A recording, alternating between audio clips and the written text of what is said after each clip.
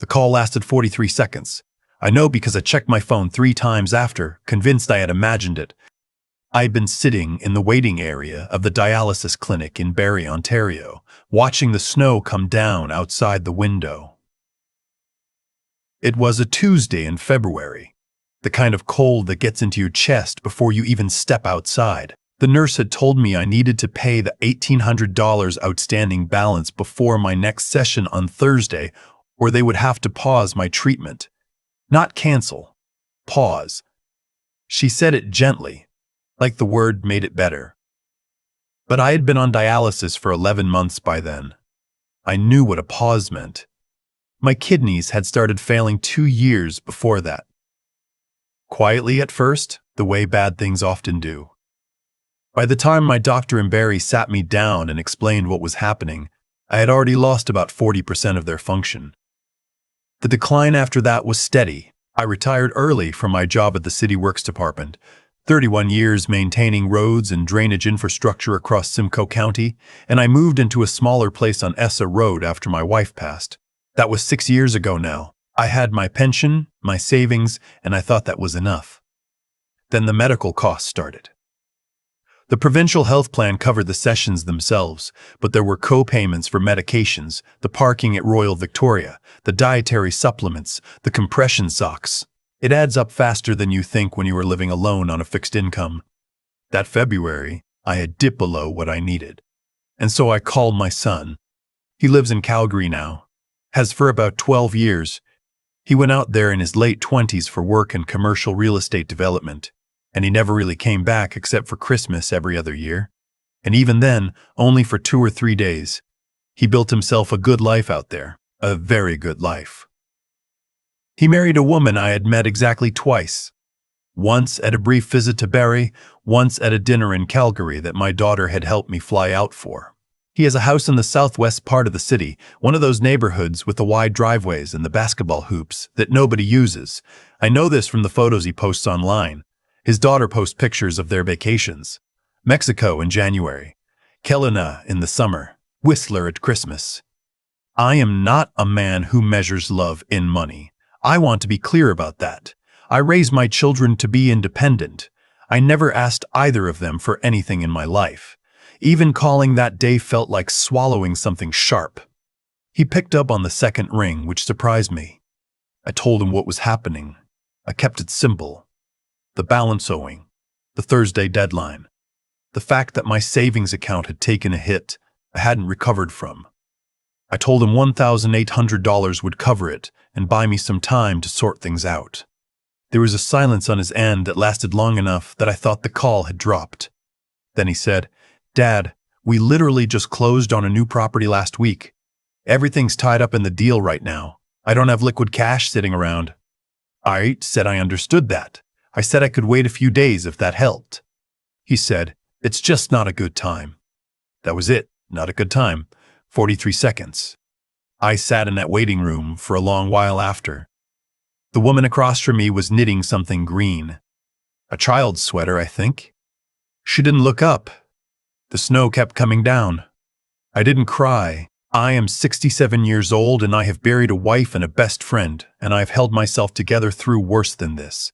But I will tell you that something shifted in me in that waiting room, something that I am not sure has fully shifted back. I didn't know what I was going to do. I had already spoken to the clinic about a payment plan, and they had been as flexible as they could be. I had looked into the assistive devices program and other provincial supports, but the timing of approvals doesn't always line up with the timing of your life. I sat in my truck in the parking lot and I thought about who else I might call, and I kept coming back to the fact that there was no one. My brother's in Thunder Bay, and he is not well himself. My friends from the works department are mostly retired and managing their own situations. I almost didn't call my daughter. Not because I doubted her, but because I knew exactly what would happen, and I didn't want it to happen. She's 34. She works as an early childhood educator at a daycare in Innisfil, about 20 minutes south of Barrie. She rents a basement apartment with her partner, who does landscaping and loses income every winter. They don't take vacations. They drive a 2014 Civic with a crack in the windshield they've been meaning to fix for 2 years. She calls me every Sunday without fail, and she comes to my appointments when she can take time off work.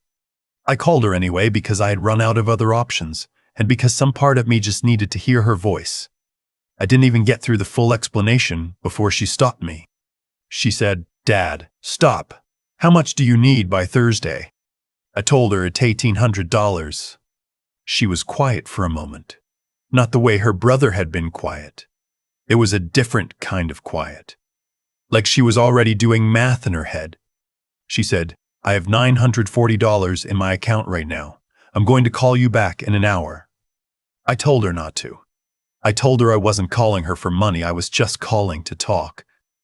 She said, "Dad, you don't call me on a Tuesday afternoon unless something is wrong. And you just told me what's wrong. Give me an hour." She called back in 50 minutes. She had spoken to her partner. She had moved some things around. Between her account and what he had set aside for a repair they'd been planning on the Civic, they had put together $1,400. Her partner's mother, who lives in Barrie and who I have met at a few family dinners, had offered $400 when my daughter explained the situation to her. $1,800. Exact. She drove it to me in cash that evening. It was around 7 o'clock. She came up to my apartment and she put an envelope on the kitchen table and she made us both a tea and she sat with me for 2 hours. She didn't make a speech about it. She didn't ask me to thank her or acknowledge what she'd done. At one point she said, "I'm just glad you called." I paid the clinic the next morning. That Thursday, I went in for my session and I sat in the chair for 3.5 hours the way I do every Tuesday and Thursday and Saturday. And I thought about my son the entire time. Not with anger, exactly. More with a kind of grief, like mourning something that had died quietly without you noticing. Because here is what I kept coming back to. It wasn't the money. I know my daughter didn't have $1,800 to spare. I know exactly what it cost her, and I know she didn't hesitate. And I know my son could have found $1,800 without even looking hard. He spends more than that on a weekend in Banff. The money was not the point. The point was what each of them did in the same moment, with the same information, with the same person on the other end of the line. In the weeks after, I started noticing things I think I had chosen not to notice for a long time. I went back through the last 4 years in my head. My son had not been to Barrie since the Christmas 2 years before. He hadn't been at Royal Victoria for a single appointment, though my daughter had been to more than a dozen. When my wife, his mother, was in her final weeks, he flew in for the last 2 days. He stood at the graveside in a very good coat. He flew back to Calgary the morning after the reception. My daughter had taken 2 weeks off work, unpaid, to be with me. I thought about the birthday card he had sent me last September. A generic one from a drugstore, signed with just his name. No message. My daughter had driven over with homemade butter tarts, my favorite, and a photograph she'd had printed and framed of the 3 of us from a camping trip we'd taken up near Parry Sound when the kids were small. I still have it on my dresser. I thought about how, when I told him about the dialysis diagnosis, he had said, "That's rough, Dad. Modern medicine is pretty incredible though, right? You'll be fine." And he moved on to telling me about a development project he was excited about near Okotoks. I am not telling this story to condemn my son. I think he is a person who has simply grown in a direction that I don't fully recognize anymore. The world he lives in, the deals, the properties, the networking dinners. It runs on a logic that doesn't leave much room for inconvenient feelings. He is not cruel. He is absent. And I have come to understand that absence, in the end, does about the same damage. What I am telling you is what I did next. I waited until March. I wanted to be clear-headed about it, not acting from the raw hurt of February. Then I made an appointment with my lawyer, a woman I've used for 20 years for various bits of estate planning and property matters. I sat in her office on Dunlop Street and I told her what had happened and what I wanted to do. She listened without interrupting, which I appreciated. My estate is not enormous. The CPP, the pension, my apartment contents, a small RRSP that I've been drawing down carefully, and a property, a quarter-acre lot with a cottage on it near Wasaga Beach that I have held on to for 30 years. My wife and I bought it when the kids were young. We spent every summer there. My daughter still comes up in August with her partner and spends a week. My son hasn't been there since his early 20s. My original will split everything equally between the two of them. That had always felt right to me because I believed, in the abstract, in fairness. February taught me something about the difference between abstract fairness and the fairness that actually shows up. I changed the will. The Wasaga property goes entirely to my daughter. The remainder of the estate is split, but no longer equally. My daughter receives 65%, my son receives 35%. I also updated the powers of attorney for personal care and for property. My daughter holds both. My son is removed from both. I have not told either of them. I thought about telling him. I went back and forth on it for a while. But I realized that what I wanted from him, a genuine reckoning, some acknowledgement of what had happened, was not something I could force by having a conversation. Either he would feel it on his own, or he wouldn't. And based on the evidence so far, I had my answer. My daughter came for dinner in April. I made her father's roast chicken, the one her mother always asked for on her birthday. After he ate, we sat in the living room, and she put her feet up on my coffee table the way she's done since she was a teenager, and she asked me how I was doing. Really doing. Not about the kidneys, she said. About everything. I told her that I had been thinking about what she'd done in February, and that I wanted her to know it had mattered more to me than I knew how to say. She looked at me for a moment, and then she said, "Dad, you would have done the same for me." She's right, I would have, but that's not the point. The point is that she knew that. She knew it, and she acted on it, and she didn't keep score. I looked at her sitting there in my living room, this woman who makes $38,000 a year and drives a cracked windshield Civic and gives everything she has without hesitation, and I thought, I raised her. Whatever I did right, I did it with her, and I am grateful for that more than she will probably ever know, though I am trying to tell her better these days. The dialysis continues. Tuesdays, Thursdays, Saturdays.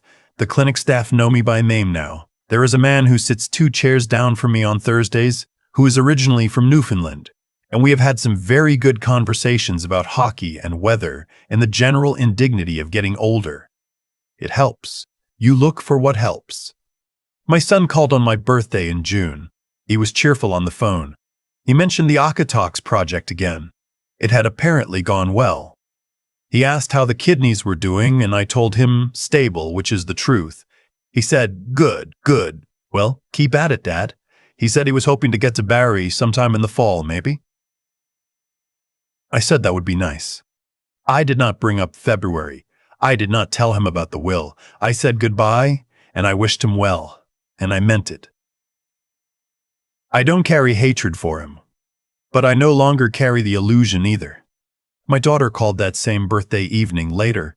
She had already come by that afternoon with a butter tart and the small portable radio I had mentioned offhand once wanting for the cottage porch. We had already celebrated. She called that evening just to say she was thinking about me and that she loved me. I told her I loved her too. There are things you can only really see clearly after a long time, or after something forces the clarity. I spent most of my working life keeping roads intact, filling the cracks before they became problems. It turns out you can do that with roads, but not always with people. Sometimes the cracks have been there for years and you've just been paving over them, telling yourself the surface looks fine. February took the paving away. What I saw underneath was hard to look at. But I would rather see it clearly and know where I stand than spend whatever time I have left being surprised by people I thought I understood. My daughter does not know what is in my will. When she finds out someday, and I hope it is a very long time from now, I hope she understands that it is not a reward. You don't reward someone for loving you. It is simply a record of who was actually there, a true account of what happened, and the truest account I can give of my own life. At 67, sitting in a chair 3 times a week while a machine does what my body can no longer do on its own, is this: I am luckier than I deserve. Not because of the things I have, because of who came through the door on a Tuesday evening in February with an envelope and a willingness to stay for tea. That is everything. That has always been everything. I keep thinking about those 43 seconds. Not with bitterness anymore. More with a kind of clarity that took me a long time to earn. When my son said it's just not a good time, he wasn't lying. It genuinely wasn't a good time for him. And that, I think, is the whole story right there. Because when my daughter called me back in 50 minutes with $1,800 pieced together from her account, her partner's repair savings, and her partner's mother's generosity, it wasn't a good time for her either. It was never going to be a good time. She just decided that didn't matter. I've lived long enough now to understand that people reveal themselves most honestly not in the big ceremonial moments, not at weddings or graduations, but in the ordinary, inconvenient ones. The Tuesday afternoon phone calls, the February emergencies, the asks that cost something real. My son is not a bad man. I want to be clear about that. But somewhere along the way, he learned to weigh every situation against his own comfort and his own timing, and that calculation has become so automatic he probably doesn't notice it anymore. That is not a character flaw you were born with. It is one you build quietly over years of small choices. My daughter built something different. She built the habit of showing up. Not because she had more to give, she had far less, but because she understood in some deep and practical way that love is not a feeling you carry around privately. It is an action you take repeatedly, especially when it costs you. I think about the intelligence it takes to live the way she does. Not book intelligence, though she has that too, but the kind of clear-eyed wisdom that knows what actually matters and refuses to be distracted by what doesn't. She drives a car with a cracked windshield and she sleeps fine. My son has a house in a neighborhood with wide driveways, and I'm not sure he does. There is a kind of knowledge in knowing what is worth protecting and what is worth letting go. She figured that out young. I am still figuring it out at 67. And then there is the matter of holding on, of continuing. 3 sessions a week, every week, indefinitely. That requires a certain stubbornness about your own life. I used to think resilience was about not feeling the hard things. Now I think it is about feeling them fully and deciding to keep going anyway.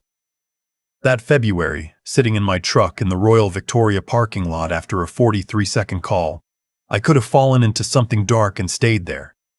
Instead, I made one more call. That choice, to keep reaching, is the only reason anything that came after was possible.